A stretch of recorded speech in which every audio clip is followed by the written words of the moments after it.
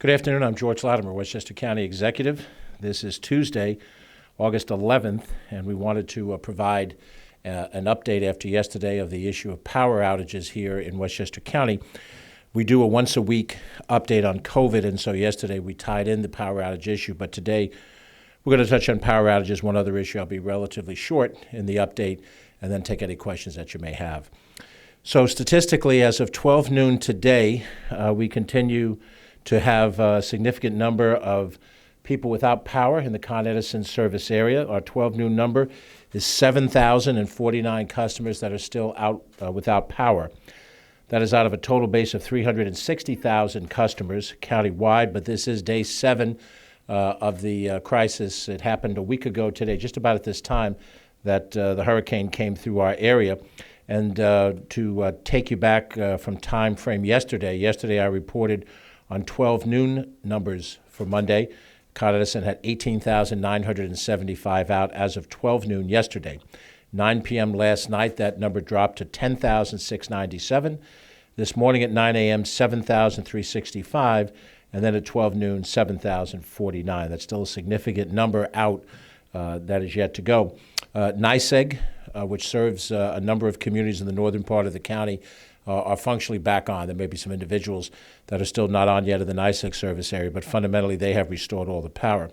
Verizon, as a provider of voice and data, has restored the vast majority of their customers, but Altice has still 10,300 customers that are out of a base of 212,000 customers. They had a call this morning with various municipal officials to go over the status of those situations. We are now in day 7, and this is very serious. A full week has gone by since the hurricane came through, as we discussed in the last couple of times we've discussed this. This was not a multiple-day event. This was not Riley and Quinn, which lasted 4 or 5 days worth of bad weather back in March of 2018. This was not Hurricane Irene. This was not Superstorm Sandy. This was a relatively weak hurricane. It did resume hurricane status, had been a tropical storm for part of its route, hit this area at about 45 miles an hour for what amounted to about a 4-hour visit. In that visit, it caused quite a bit of destruction, but over the course of 7 days, we have seen very low numbers of restoration of power. And Governor Cuomo, who is the person who's got the greatest thing to say about all of this, was quoted as saying yesterday that the utilities, particularly Con Edison and PSE&G on Long Island, did, quote unquote, a lousy job as the governor of the state of New York. He also was quoted as saying, "Your franchise can be revoked," the governor said. "I am not bluffing. I don't bluff. Your franchise can be revoked." And he specifically said, "Con Edison, your franchise can be revoked, and I'm as serious as a heart attack," end quote. Those are the quotes of the governor. Now, in the system of utility regulation in New York State, it is New York State that is the defining government, not counties and villages and towns and cities. But the frustration has expanded. Even with as many folks as have come back online, there is still 7,000 people out. Those people now have gone a week without power. And in some cases, the town of Newcastle particularly, Supervisor Ivy Poole has been very caustic in the behavior and the response that she has gotten. They have stopped giving an estimated time of restoration for the town of Newcastle and the people in that community. They have a rule that when they reach a certain percentage of restoration that they don't give out times for the rest to be resolved. That's not correct. That's wrong. Ivy and the Newcastle town leaders are doing their very best to speak out in an angry fashion, but it will take action at the state level, and I think Governor Cuomo has laid out the case pretty accurately. And he is the person who has the authority to back up the "I'm not bluffing" statement. There are legislative hearings that are scheduled. We believe they're going to be held next week, the week of August 17th. We're not sure of the specific date. Both Assemblywoman Amy Paulin, who chairs the Corporations and Authority Committee of the New York State Assembly, and Shelley Mayer, who is one of the senior members of the state Senate, have both indicated that those hearings will be joint hearings, Assembly and Senate, and they intend to bring in the various utility companies to testify directly before them and answer questions, and all of that will be visible to the public. I'm sure they will promote in various media when and where you can tune in for that. I assume it will be done virtually on one of the major conduits for that type of situation. We here in Westchester County are are frustrated and we're angry over the delays that have happened. And even where people have had restoration in the last 24 hours or even 48 hours, 4, 5, 6 days of being without power has caused tremendous problems for people who are working at home, people who are in situations of health need and so forth where power is essential. Our administration is going to be reviewing the United Westchester report that was issued in 2018 after the Riley and Quinn storms. We're going to identify those recommendations and then create an evaluation metric by the performance of 2020 against those things that were identified in 2018 and commitments that were made at that time as well. We're going to have that dialogue with the members of the Westchester County Board of Legislators. Going to reach out to them so that it is clear that the county and all of our municipal officials, our town, city, and village leaders will be part of that review. We're also going to analyze any of our past reports on burying power lines, estimated costs, the viability of it, so that we have that information as well to release to the public or re-release to the public if it's been part of reports that have already been out in the public domain. But the review of the United Westchester report and any past reports on burying power lines we intend to work on over the next 30, 60 days. We have a few other issues at hand in the society, as you're well aware of, but now that this has been added to the list as a top priority, it joins other issues, and we will tackle all of them. We're going to work on fleshing out the utilities reserve team concept that I've offered a couple of days ago. No need to repeat it in great detail, but the bottom line is we need to have some backup reserve workforce that can be called upon specifically when a crisis hits.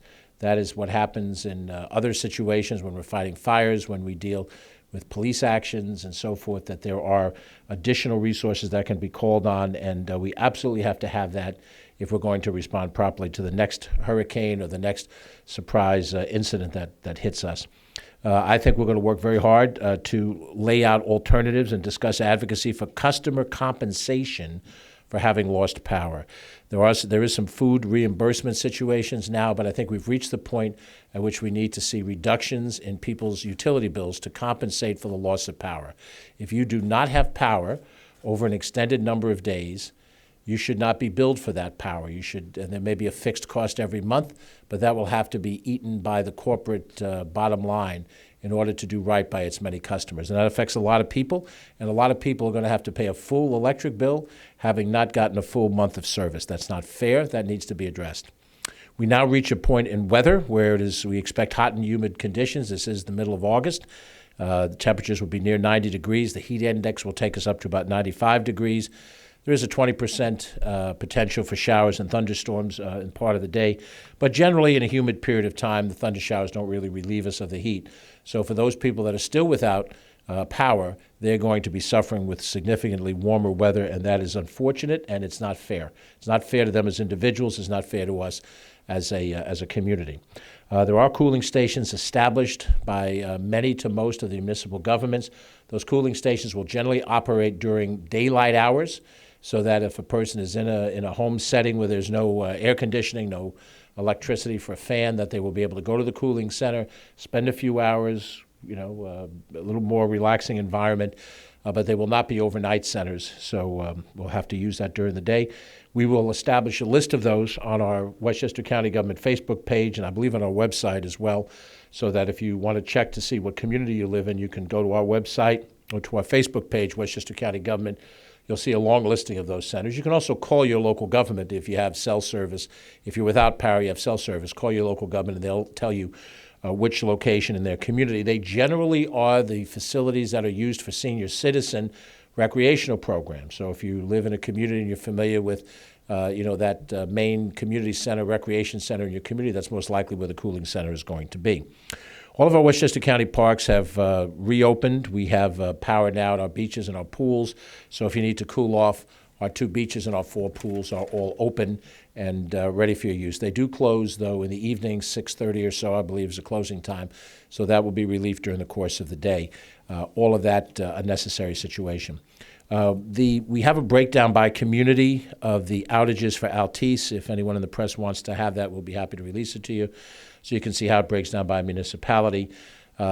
This is helpful to understand, where the system breaks down, and we need to know that. But more important than knowing what the problem is and how widespread it is what are the actions that are going to fix the problem. And that is what has made most of us as public officials upset, because our residents are upset.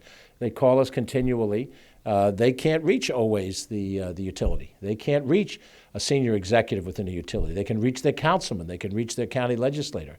They can reach their county executive, and they express that anger, and they expect us to be able to do something about it, whether they know that we don't have the power to do it or not. And that's what's very unfortunate and very unfair, that we're not in a position to be able to direct something to be done that needs to be done at the time. But we expect that the power outage issue will be resolved over the next 24 hours. We don't plan an update tomorrow. We hope and we expect that there will be no further units that are without power 24 hours from today. We will possibly do an update on Thursday when everything is behind us.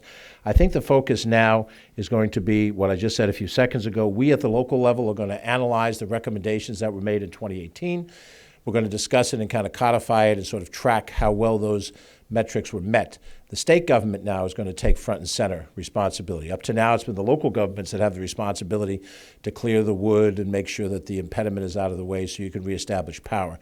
But now the power that matters going forward belongs to the state legislature. I served in that state legislature in both houses of it.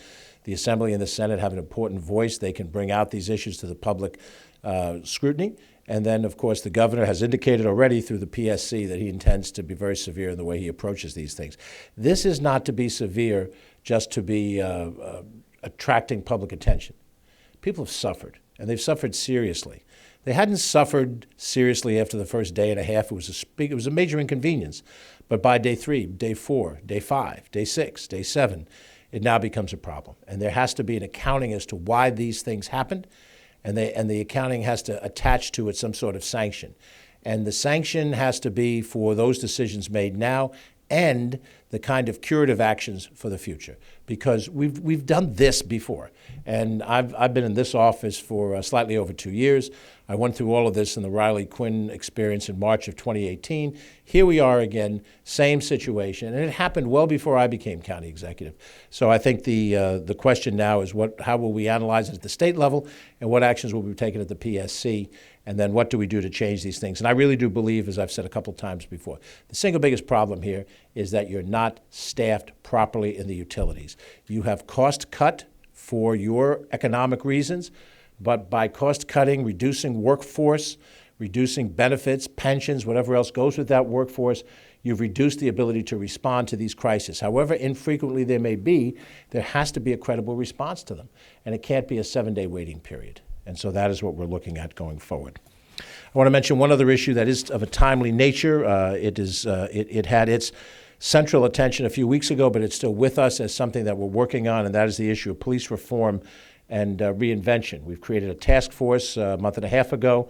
I met today with the two co-chairs of it, and we had to postpone from this past week because of the power outage, but we're restarting the engine this week. This Thursday, August 13th, there will be a virtual hearing online for those individuals that want to comment on issues that relate to police reform and reinvention.